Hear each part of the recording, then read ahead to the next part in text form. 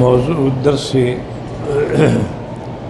في قصص الانبیاء وما فيها من العبر والحکم، سورۃ الانبیاء، تفسیر ابن کثیر۔ الحمد للہ رب العالمین، والصلاة والسلام على اشرف الانبیاء وسید المرسلین سیدنا محمد وعلى آلہ واصحابہ اجمعین۔ اللہم صل علی سیدنا محمد وعلى آل سیدنا محمد کما صلیت علی ابراہیم وعلى آل ابراہیم فی العالمین انک حمید مجید۔ اعوذ باللہ من الشیطان الرجیم، بسم اللہ الرحمن الرحیم۔ وَدَاؤُودَ وَسُلَيْمَانَ إِذْ يَحْكُمَانِ فِي الْحَرْثِ إِذْ نَفَشَتْ فِيهِ غَنَمُ الْقَوْمِ وَكُنَّا لِحُكْمِهِمْ شَاهِدِينَ فَفَهَّمْنَاهَا سُلَيْمَانَ وَكُلًّا آتَيْنَا حُكْمًا وَعِلْمًا وَسَخَّرْنَا مَعَ دَاؤُودَ الْجِبَالَ يُسَبِّحْنَ وَالطَّيْرَ وَكُنَّا فَاعِلِينَ وَعَلَّمْنَاهُ صَنْعَةَ لَبُوسٍ لَكُمْ لِتُحْصِنَكُمْ مِنْ بَأْسِكُمْ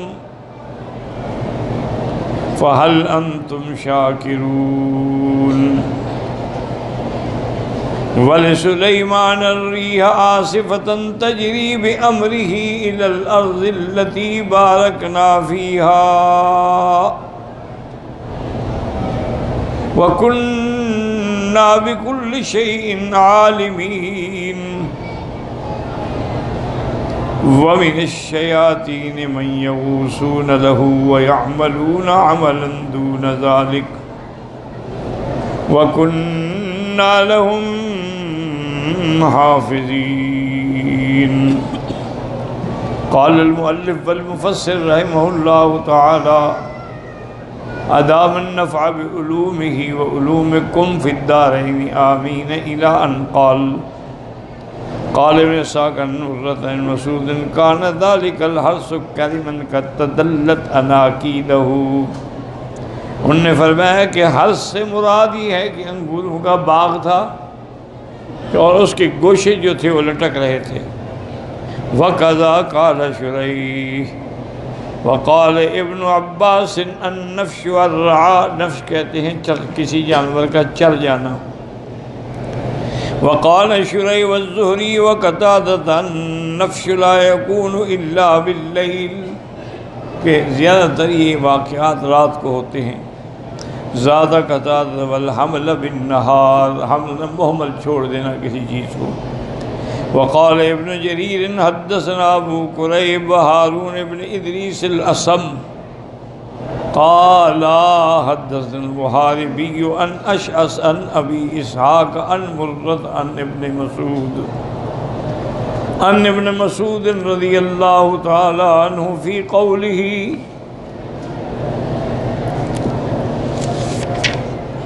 وَدَاؤُودَ وَسُلَيْمَانَ إِذْ يَحْكُمَانِ فِي الْحَرْثِ إِذْ نَفَشَتْ فِيهِ غَنَمُ الْقَوْمِ قَالَ كَرَمٌ قَدْ أَنبَتَتْ أَنَاكِيدَهُ فَأَفْسَدَتْهُ، یعنی انگوروں کی بیلیں تھیں لیکن اس کو بکریوں نے کھا لیا۔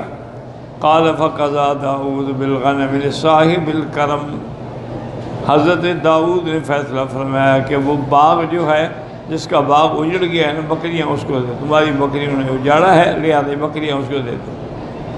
فقال سلیمان غیر ھذا یا نبی اللہ، آپ کے بیٹے حضرت سلیمان نے کہا کہ ابا جان اس کے علاوہ بھی فیصلہ ہو سکتا ہے اگر آپ اجازت دیں تو۔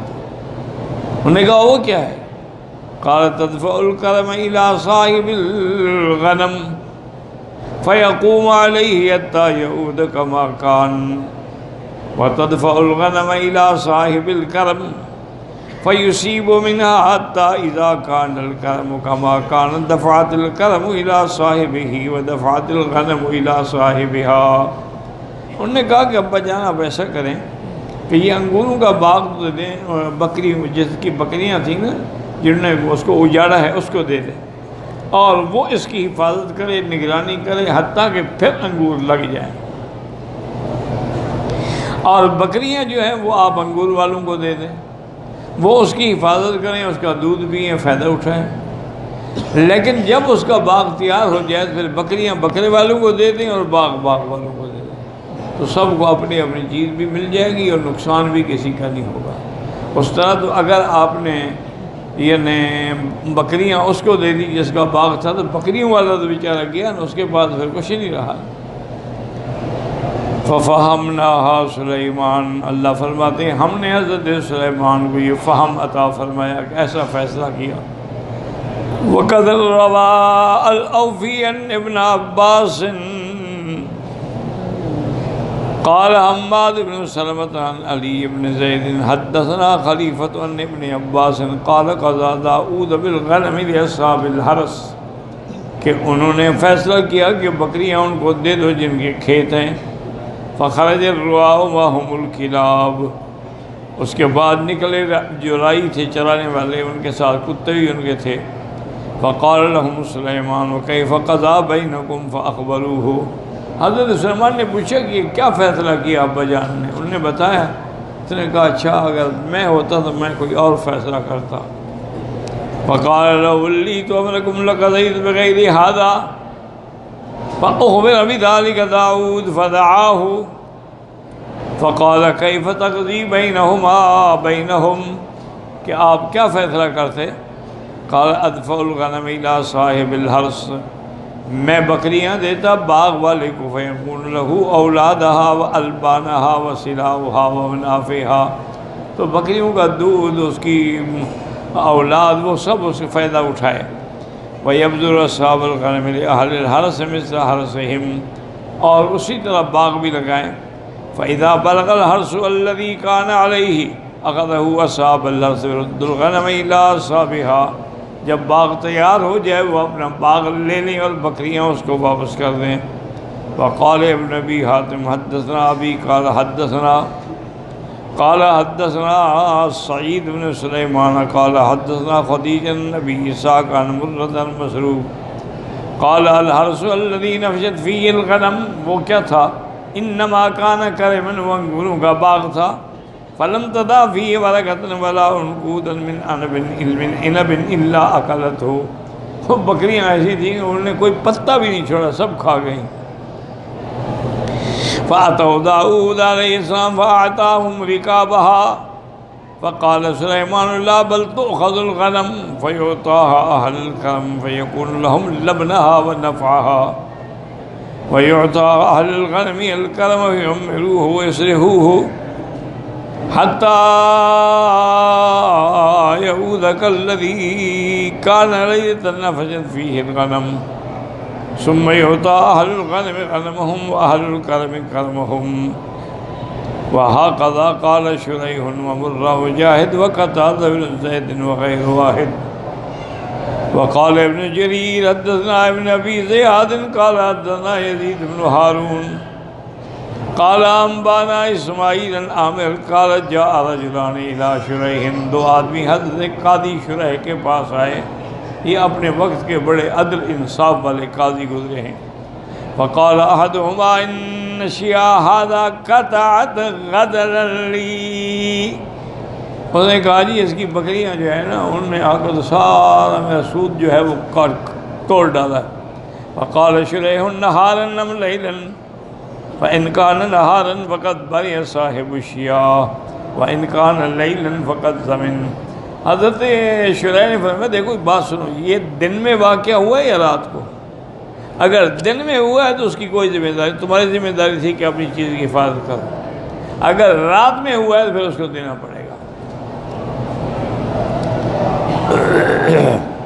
ثم قرأ وداؤد وسليمان إذ يحكمان في الحرث وهذا الذي قاله شريح شبیہ بما رواہ الامام احمد ابو داود بن ماجہ من حدیث لیث بن سعد عن الزہری عن حرام بن سعد بن محیصہ ان ناقۃ البراء بن عازب دخلت حائطا وافسدت فیہ، براء بن عازب کی اونٹنی جو تھی نا کسی کے باغ میں گھس گئی، وہاں جا کے اجاڑ رکھا اس کو. فقضى رسول اللہ صلی اللہ اہل الحوائط حفظها بالنہار، تو آپ نے حکم دیا باغ والوں کو بھی دن میں تمہاری ذمہ داری ہے حفاظت. وما افسدت المواشی باللیل، ہاں جو رات کو اس نے نقصان کیا وہ دے گا تمہیں.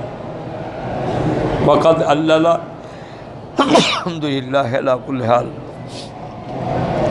هذا الحدیث وقد بسطنا الکلام علیہ فی کتاب الاحکام وباللہ التوفیق. اصل بات یہ ہے، یاد رکھیں کہ فہم جو ہے نا یہ بھی اللہ تعالیٰ کے، دیکھیں داؤد علیہ السلام بھی تو نبی ہیں اور شان والے پیغمبر، اور اتنا اللہ نے ان کے آواز میں درد رکھا تھا کہ جب آپ اللہ کا ذکر کرتے تھے نا تو اوپر اڑتے ہوئے پرندے جو ہیں وہ بھی کھڑے ہو جاتے، اور جب آپ ذکر کرتے تھے تو اللہ کے سامنے جو پہاڑ ہیں نا وہ پہاڑ بھی ذکر میں شریک ہوتے، جواب دیتے تھے. اتنا شان ہے. لیکن فیصلہ بیٹے کا زیادہ صحیح ہے، تو اس لیے یہ باتیں جو ہیں نا یہ انعام الہی ہے، انعام خدا بندی ہے، وہ جس کو چاہیں عطا فرمائے. اسی طرح کا ایک واقعہ حضرت داؤد علیہ السلام کے پاس آیا. اصل میں سفر میں تھیں دو عورتیں، خدا کی شان ہے دونوں کے بچے جو تھے نا وہ دو دو تین تین دن کے تھے. رات کو بگیاڑ آیا، ایک عورت کے بچے کو اٹھا کے لے گیا، اٹھی تو بچہ نہیں تھا، اس نے جلدی سے دوسری عورت کا بچہ اٹھا لیا. انہوں نے کہا خدا کی بندی میرا بچہ، کہا نہیں تمہارا بچہ بگیاڑ لے گیا، یہ تو میرا بچہ ہے. اب جناب اسے لڑائی کرتی ہے. یہ نکلا کہ حضرت داؤد علیہ السلام کے پاس آئے فیصلے کے لیے. حضرت داؤد علیہ السلام نے دونوں عورتوں کے بیان سنے. خدا کی شان یہ ہے کہ وہ جھوٹی عورت جو تھی نا وہ بڑی تیز ترار تھی. اس نے ایسے انداز میں دھواں دھار رونا شروع کیا اور تقریر کی کہ حضرت داؤد بھی متاثر ہو گیا. انہوں نے کہا بچہ ہی سیکھا، یہ اتنا رو رہی ہے. کیونکہ جو جھوٹے لوگ ہوتے ہیں نا وہ بڑے مضبوط ہوتے ہیں، عادت ہوتی ہے نا ان کو. شریف آدمی کو کبھی عدالت میں پیشی پر گواہی دینی پڑے نا وہ بیچارہ کچھ کہہ ہی نہیں سکتا، بھول جاتا ہے. اور جو جھوٹے ہیں ان کا تو رات دل کام یہی ہے، عدالت کا دل میں رو بھی نہیں ہوتا. تو حضرت داؤد نے ان کے حق میں فیصلہ کر دیا، اس کے حق میں جو جھوٹی ہے. دونوں باہر نکل آئے، وہ خوش ہو گئی اور جو صحیح ماں تھی وہ رو رہی تھی. آگے حضرت سلیمان مل گیا. انہوں نے کہا کیا بات، کیوں رو رہی؟ انہوں نے کہا ہمارا اس طرح واقعہ ہوا ہے، ہم سفر میں تھے، اس کا بچہ بگیاڑ لے گیا، اس نے میرا بچہ زبردستی اٹھا لیا. اب حضرت داؤد نے اس کے حق میں فیصلہ کر دیا، جو میں حقیقی ماں ہوں میں روتے ہوئے جا رہی ہوں. اور نہیں واپس آؤ پھر فیصلہ کرتا. آئے کہنے لگے ابا جان میں ان کا فیصلہ کر دوں؟ انہوں نے کہا کر دو. آپ نے خادم سے کہا ایسا کرو کہ جلاد کو کہو کہ جلدی سے تلوار بھی لے کے آئے اور نمدہ چمڑے کا نیچے بچھانے کے لیے بھی، جس کو قتل کرتے تھے نا نیچے چمڑا بچھا دیتے تاکہ خون جو ہے وہ ادھر ادھر نہ پھیلے، وہ بھی لے آئے. 1 منٹ میں جلاد بادشاہ تھے دونوں. 1 منٹ میں جلاد بھی آ گیا، نمدہ بھی بچ گیا. انہوں نے کہا دیکھو بات سنو، اس بچے کو اس پر بٹھاؤ اور اس کو باقاعدہ نشان لگاؤ درمیان میں، اور این درمیان میں تلوار سے 2 ٹکڑے کر دو، 1 ٹکڑا اس کو دے دو، 1 اس کو دے دو. کوئی خالی نہ جائے ہمارے دروازے سے. وہ جو حقیقی ماں تھی نا وہ چیخ پڑی. اس نے کہا حضرت مہربانی کریں بچہ اسی کو دے دے، میرا ہے ہی نہیں، میں دعویٰ ہی واپس لیتی ہوں. اس نے سوچا کہ بچہ اگر قتل ہو گیا تو پھر مجھے کیا ملے گا، اس کا کیا بگڑے گا، اس کا تو بچہ ہی نہیں ہے. اگر زندہ رہے گا تو کبھی ماں ہوں دیکھ تو لوں گی. چلو کسی اور کے پاس رہے گا. تو حضرت سلیمان نے فرمایا بچہ تمہارا ہے تم لے جاؤ. نہیں بات جھوٹ بولتی ہو. انہوں نے کہا میں چونکہ ابا نے فیصلہ کیا ورنہ میں تمہیں جیل میں ڈال کے تیری زندگی ختم کرا دوں. جھوٹ بولتی ہو, لوگوں کے بچے اٹھاتی ہو زبردستی. تو یہ ایک فہم ہے اللہ تبارک و تعالی جس کو چاہیں عطا فرما دیں. بڑے بڑے لوگ گزرے ہیں صحابہ میں شان والے, لیکن اللہ نے جو حضرت ابو بکر کو فہم دیا, جو حضرت عمر کو فہم دیا, جو حضرت ابن عباس کو فہم دیا, جو ابی ابن کعب کو فہم دیا, جو زید ابن ثابت کو فہم دیا, وہ کسی اور کو نہیں. اسی طرح ائمہ اربعہ ہیں, 4 امام ہیں, چاروں برحق ہیں, اللہ ان کی قبروں پہ کروڑوں رحمتیں فرمائے. لیکن جو اللہ نے ذکا اور فہم اور سمجھ امام ابو حنیفہ کو دی تھی وہ کسی کو نہیں ملی. اللہ کی شان ہے. بڑا عجیب واقعہ ایک آتا ہے کتابوں میں کہ حج پہ آئے ہوئے تھے امام صاحب, اور امام شافعی اور امام سفیان ابن عیینہ اور امام اوزاعی اور یہ بڑے بڑے لوگ یہ سب حج پہ آئے ہوئے. تو انہوں نے امام ابو حنیفہ کو پکڑ لیا. انہوں نے کہا امام صاحب اتنا بڑا امام ہو کر, اتنا بڑا مجتہد ہو کر تم یہ کیسے کہتے ہو کہ بھئی مقتدی امام کے پیچھے فاتحہ نہ پڑھے؟ یہ حدیث ہے حضور پاک کی لا صلاۃ الا بفاتحۃ الکتاب, اور تم حدیث کی مخالفت کرتے ہو کہ بس امام کا پڑھنا کافی ہے. ہم آج تمہیں نہیں چھوڑیں گے, اس موضوع پہ ہمارے ساتھ مناظرہ کرو. اگر تمہارے دلائل ٹھیک ہوئے تو ہم تمہاری بات مان لیں گے, ورنہ تم ہماری مان لو. اس وقت ضد تو نہیں ہوتی تھی نا. امام صاحب نے فرمایا ٹھیک ہے میں مناظرے کے لیے تو حاضر ہوں, لیکن تم 4 آدمی ہو میں 1 ہوں. پہلے تم فیصلہ کرو کہ تمہارا بڑا کون ہے جو مناظرہ کرے گا. 1 آدمی کرے نا, اب 4 سے میں کیسے بات کروں؟ انہوں نے کہا جی امام اوزاعی کریں گے. انہوں نے کہا امام اوزاعی اگر ہار گئے تم سب ہار جاؤ گے. انہوں نے کہا جی بالکل. انہوں نے کہا اگر جیت گئے تم سب جیت جاؤ گے. انہوں نے بالکل. انہوں نے کہا مناظرہ تو ہوگی, آپ کس بات کا مناظرہ کریں؟ کہا کیا مطلب؟ انہوں نے کہا اگر امام اوزاعی کی ہار سب کی ہار بن سکتی ہے, امام کی فاتحہ مقتدی کی فاتحہ نہیں بن سکتی. سب چپ کر کے بیٹھ گئے. اسی لیے امام شافعی رحمۃ اللہ علیہ فرماتے تھے کہ ابو حنیفہ کو اللہ نے اتنی قوت استدلال دی ہے. یہ انہوں نے فرمایا مسجد کا یہ ستون ہے نا, اگر مثال کے طور پر کہہ دے کہ یہ سونے کا بنا ہوا ہے تو ثابت کر دے گا کہ سونے کا. لیکن اس وقت اختلاف ہوتے تھے دین کے علم کے لیے, جھگڑے نہیں ہوتے تھے, ایک دوسرے کے خلاف فتوے نہیں ہوتے تھے. امام شافعی اب دیکھیں نا, خود امام شافعی فاتحہ کا قائل ہے. اس کے نزدیک تو سری جہری ہر نماز میں مقتدی کو فاتحہ پڑھنی ہے. اچھا امام صاحب جو تھے امام شافعی اللہ ان قبر پہ کروڑ رحمتیں فرمائے, تم تو سن سکتے ہو, باتیں کر سکتے ہو, وہ نہیں کر سکتے جو اللہ نے ان کو دیا تھا. رمضان المبارک میں ہر رات امام شافعی ایک قرآن کا ختم کرتے تھے. تم تو اگر امام صاحب ذرا لمبی قرات کر لیں تو تمہاری ٹانگیں جواب دے جاتی ہیں. کہتے ہیں دوسری مسجد دیکھو جی, یہاں تو امام صاحب کو بریک لگے ہوئے ہیں. وہاں چلو جہاں 1 سپارہ بھی پڑھا جائے اور آدھے گھنٹے میں 20 رکعتیں بھی ہو جائیں. اور ہمارے پاس بھی ماشاءاللہ حافظ بڑے ہیں, بس تعلمون یعلمون کا پتہ لگتا ہے, اور کوئی پتہ لگتا ہے کیا پڑھ رہے ہیں. بہرحال تو امام شافعی تو بڑے سخت تھے نا اس مسئلے میں. ان کے نزدیک سری جہری حال میں تو آپ نماز نہیں پڑھاتے تھے. جب نماز کا کوئی وقت سفر میں بھی ہو جاتا, کسی شاگرد کو کہتے بھی تم پڑھاؤ.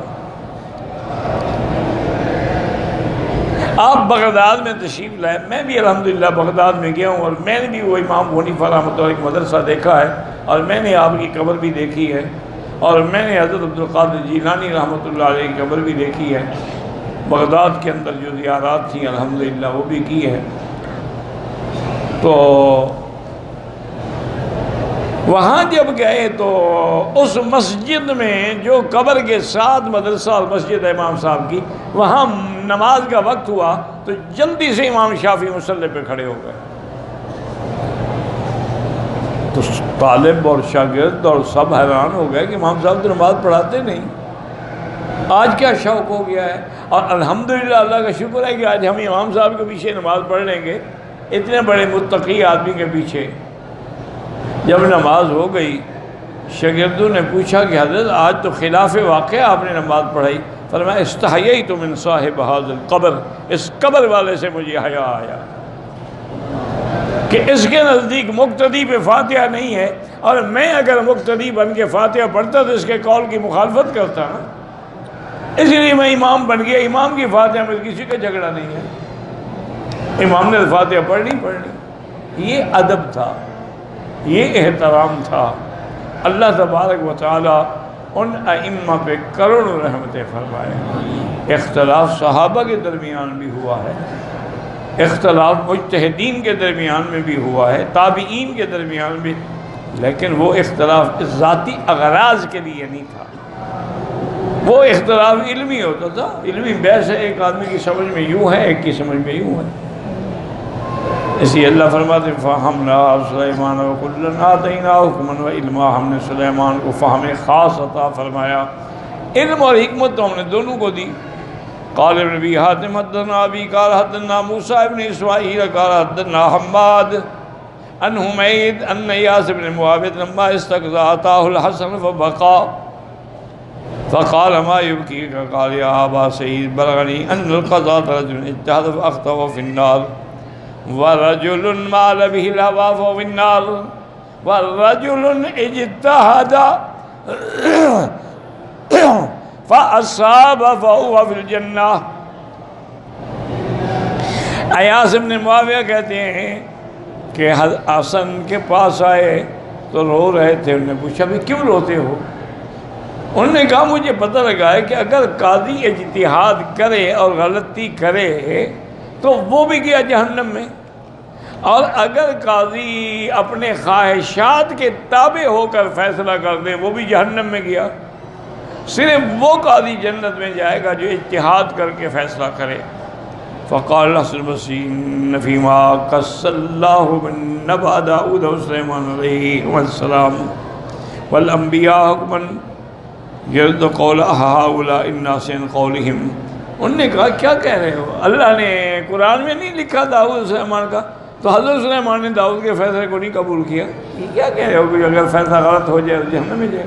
ہاں اگر رشوت لے کے فیصلہ کرے، اگر ہوا اور خواہشات نفس کے تابع فیصلہ کرے تو وہ جو ہے وہ جہنمی ہوتا ہے، ورنہ انسان غلط فیصلے ہو جاتے ہیں.